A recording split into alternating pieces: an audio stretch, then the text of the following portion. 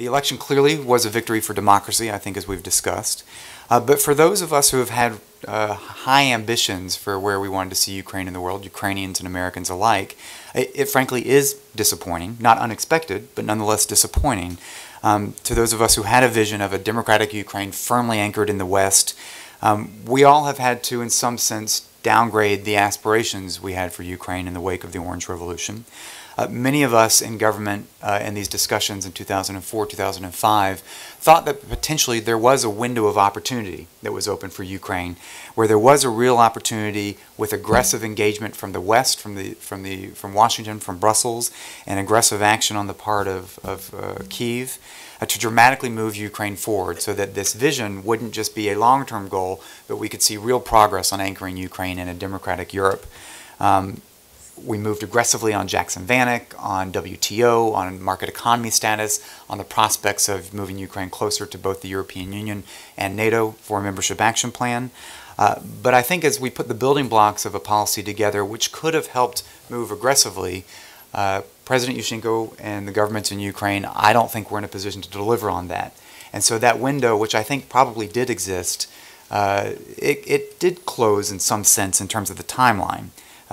So I think now we're all much more pragmatic, more realistic about the way forward. But I do think it's important to keep that vision in mind because we can't take it for granted. It is possible to lose that vision. It is possible to see this vision of a Ukraine, democratic, free market Ukraine anchored in the West, fall back. I think the more likely prospect is we're going to muddle along. A very Ukrainian solution to where we are right now is that we will muddle along in the next few years. Why does all this matter in the first place for international affairs? First of all, it matters domestically. It matters for the quality of life of Ukrainian citizens and the type of life that they can enjoy inside Ukraine. But from a geopolitical perspective, in some respects, Ukraine is untethered, I would say. Its future is not certain. Its future is malleable. Its future is being decided by decisions and decision makers and by the new government. And while I don't want to exaggerate the situation, it is potentially a dangerous period in Ukraine's history, an ancient nation, but a young state. The history of conflict in Europe is about uncertainty in the space between Germany and Russia. That's the storyline of European history and European war. Now, this wouldn't matter if the Russia of today had evolved and changed to be like the Germany of today. This would be a moot point. But Russia hasn't. In some respects, this ancient nation of Ukraine really just elected its third president. This is its James Madison, if you will. And I think it's fragile. I think this situation is potentially fragile. If it succeeds, Ukraine is now and can become a powerful example in a region that needs an example of a success of a democracy and a free market economy. Many in the West used to think that progress on the front in Moscow could reverberate into the regions. That thinking is completely different in my mind, and that a progress in a place like Kyiv can actually have a greater impact in Russia and other countries of the former Soviet Union. So I think where this brings us to is I think that Russia actually does have a pretty clear strategy. I think they've articulated it, and it essentially is a rollback strategy.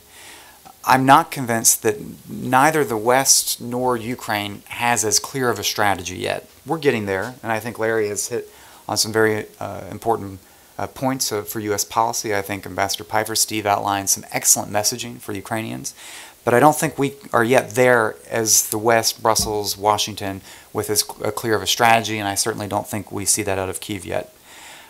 I do think in this context that the current policy of Russia reset does have implications for Ukraine that we need to think through, and I think it does argue very much for an active policy. Against this backdrop, I think there are a series of tests for Ukrainian foreign policy for us to judge where President-elect Yanukovych wants to take Ukraine. First and foremost, with Russia, does he maintain non-recognition policy for South Ossetia and Abkhazia? How does Kyiv develop its relationship with Tbilisi, which has been such an important relationship in the region? What does President Yanukovych do on the Black Sea Fleet? I would be quite concerned about discussions of extending the presence of the Black Sea Fleet in Crimea. I think that's something for us to watch. How does he handle the issue of energy? Russian interests are anxious to acquire the infrastructure of energy in Ukraine, in which they can then control a lot more the political, basically political sovereignty of the state. How is that handled in many of these negotiations? How does President Yanukovych handle the issue of the common economic space? What is this? What kind of impact does this have? The economic relations he pursues with Moscow, does that foreclose options with the European Union or others? How that is managed, I think, is important. Also, regionally, what is Ukrainian foreign policy in a regional context? It's very important. There are serious issues at play in Moldova, where you have a government that, for the first time in quite some while, is trying to take decisive action and moving that country towards Europe. Will Ukraine play a constructive role on the issue of Transnistria and management of the border? What about Belarus, which is also trying to play both sides as President Lukashenko tries to maintain some maneuvering room between Moscow and the West? And again, Georgia, a relationship that's been incredibly important in the past. What kind of approach does President Yanukovych take towards President Saakashvili, towards Georgia more broadly, as well as Guam, the institution that brings together Georgia, Ukraine, Azerbaijan, Moldova as an entity, something that has irritated the Russians in the past, but has held out the potential for more positive regional cooperation. Europe, I think, will be obviously another very important area. How does Ukraine take advantage both of its bilateral issues with the EU, but also the Eastern Partnership? Is it serious and able to move forward on a free trade agreement with Europe, on the visa liberalization means with Europe, to put in the building blocks of practical steps that help Ukrainians be able to be European, to be able to live and experience, study, and travel in a way that solidifies a sense of destiny moving towards Europe? I think those building blocks are important.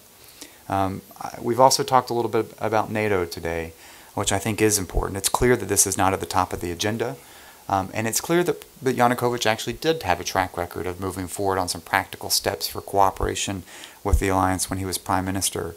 I do think the window has closed for any type of firm movement, strengthening of relations between the alliance and Ukraine. But I do hope that there can be substance to underpin the NATO-Ukraine Commission, the Bucharest decision. Bucharest, I think, is a historically important decision in that it does say that Ukraine will be a member of the alliance. And I think if we look back in 5-10 years and we see that Bucharest commitment as a very hollow commitment, that it has pretty damaging implications for the alliance's credibility, for Ukraine itself. It has strategic implications, and that's something that I think Russia has its eye on, how to hollow out the Bucharest commitment over the next several years. Larry also mentioned the non-proliferation agenda. This is an area where Ukraine has a historic track record, but also where there have been challenges of issues of Ukrainian arms sales to certain states. And I think how Yanukovych and this government manage the issue of Ukrainian arms sales is going to be important to demonstrating Ukraine's responsibility as an actor. An energy efficiency drive is probably the most effective national security strategy for Ukraine, and yet we've not seen any Ukrainian leader view energy security through a national security lens. The IMF, economic financial issues, will be a huge test of the credibility of Yanukovych and the government in the coming weeks and months, I would say. So there's a heavy agenda with which we'll be able to judge where we think Yanukovych is taking this. I think my expectations are fairly modest, and that we want to be able to build serious progress moving Ukraine continually towards Europe, but in a way that we have understandable expectations, not outsized expectations. We will move into an era of being realistic and pragmatic about this. But I think as you think about Ukraine and Ukrainian foreign policy, what is striking is that what Ukraine does internally, domestically, is the most significant thing that it will be judged on internationally, and that its foreign policy is going, and its reception in capitals in the West will be driven by what it does domestically. And in the past, we've oftentimes had difficulty, and sometimes with our Ukrainian interlocutors, of them appreciating the connection between their domestic actions and their foreign policy. And I think today that connection is ever stronger, and it'll be an early test to what kind of Ukrainian foreign policy we'll see coming out of Kyiv and the reaction that will generate from Washington and Brussels.